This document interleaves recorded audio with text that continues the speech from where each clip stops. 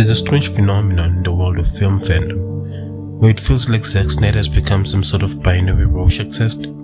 For some, he's a cinematic deity, a revolutionary whose every slow-motion sequence is a work of staggering genius. For others, he's a harbinger of cinematic doom, where overly saturated CGI landscapes and Jesus-like Superman imagery ruins lives. This polarized response is nothing new to Snyder himself, who could possibly release a movie about kittens and still manage to spark up a civil war on Twitter. Snyder's cult is the perfect example of this bizarre fan dichotomy. There are corners of the internet where Snyder's fans will tell you that his cut of the Justice League is the single most important event in human history, sandwiched somewhere between the discovery of fire and the invention of pizza.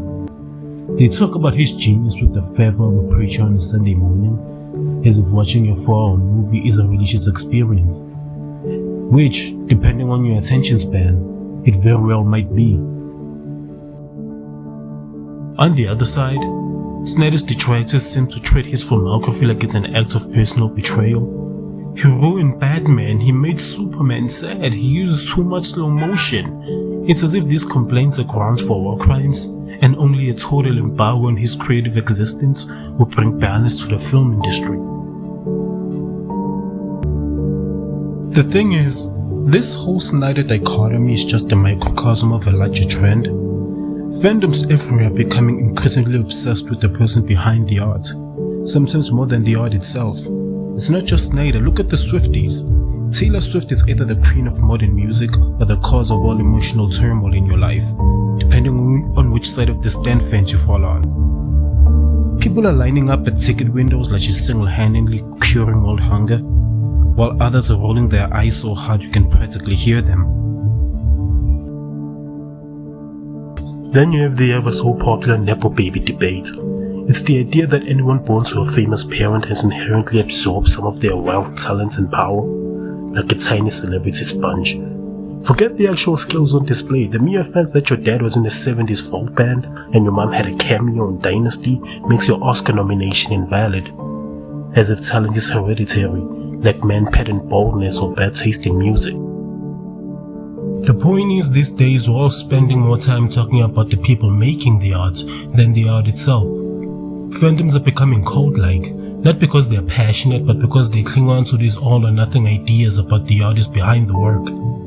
You either adore everything someone touches, or you despise their existence. There's no room for a middle ground, no space to say, hey, Man of Steel had some cool moments, but maybe there are too many exploding buildings.